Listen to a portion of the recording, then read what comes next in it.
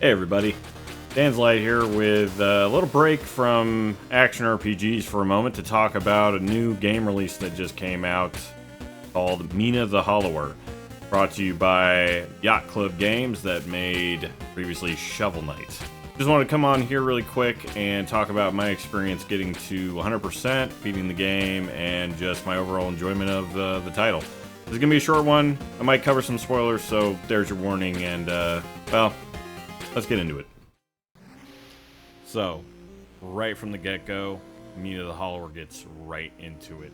You're riding on a ship on the way to Tenebrous Isle when you are suddenly attacked by this giant nether kraken, which causes the boat to ram into the isle.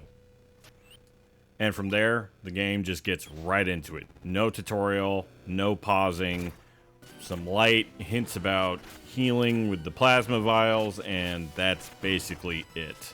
The game really relies on just good design to kind of funnel the player where they should be able to go and work from there.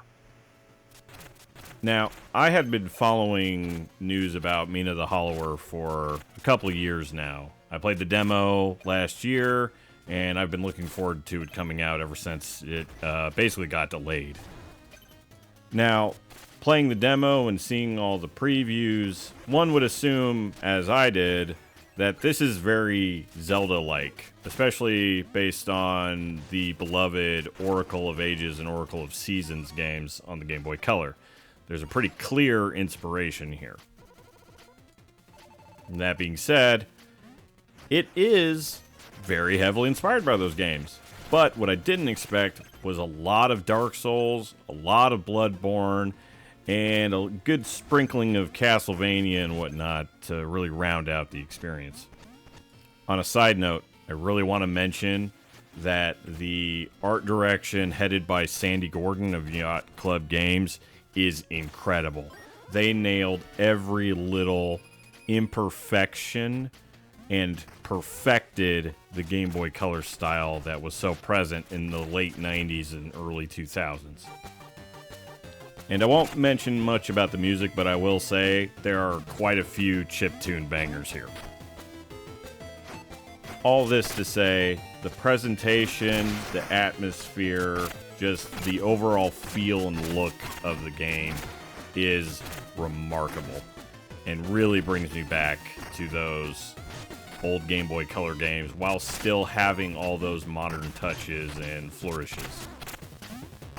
I also played on the Switch 2 version, as you're seeing here, and the 120 FPS and light, very light HDR presentation makes the game really pop, especially on handheld.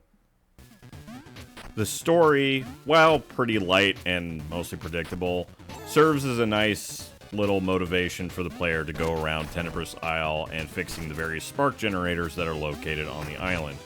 And let me tell you, exploring this island for the first time is incredible. Everything looks sharp and unique, and there's just plenty of landmarks that even without a real detailed in-game map, you're still able to make your way around and go, oh yeah, I remember that thing. Difficulty-wise, the game is pretty tough. I played with just the default no modifiers intended way to play, and I think I died around 30 odd times, if not more. It's not an easy game, and there are a lot of things that you can do, though, to make that difficulty smoothen out. I feel like a lot of people who have criticized the game for being too hard haven't gotten past that intro section and gotten past, I'd say, the first major dungeon of the game. Not to say those criticisms aren't valid, but I do believe they tested the game mostly with the idea that people would get over the initial learning curve somewhat quickly. All in all, I enjoyed going through every area in the game, collecting every single trinket, every little secret, every upgrade, you name it. I had a big smile on my face for like 95% of the game. That other 5% was mainly because some of the game lost its magic around the 5th dungeon that I went to, which was the Mountain Coltrane Peak. And the last dungeon is just a nightmare, but at least a manageable one. And I was able to finish the game and later get 100% several hours later after doing some hunting and frankly giving up on a couple puzzles that I just looked up online because wow, some puzzles are so deviously clever. Anyways, I don't normally do like numbered ratings, but if I had to give Mina the Hollower a rating, it'd be a very, very strong 9 out of 10. I think if Yacht Club Games decides to make a sequel in the future, I will be there day one, especially if it looks and plays as good as this. Oh, and before I go, here are my top area rankings, dungeon rankings, here on the screen really quick. Anyways, have a good one, y'all. Get Mina the Hollower. It's $20 anywhere on every platform. Play it. I promise you, if you're into any kind of retro game, especially the old Gameboy Color ones, this will feel right at home. Take it easy, y'all.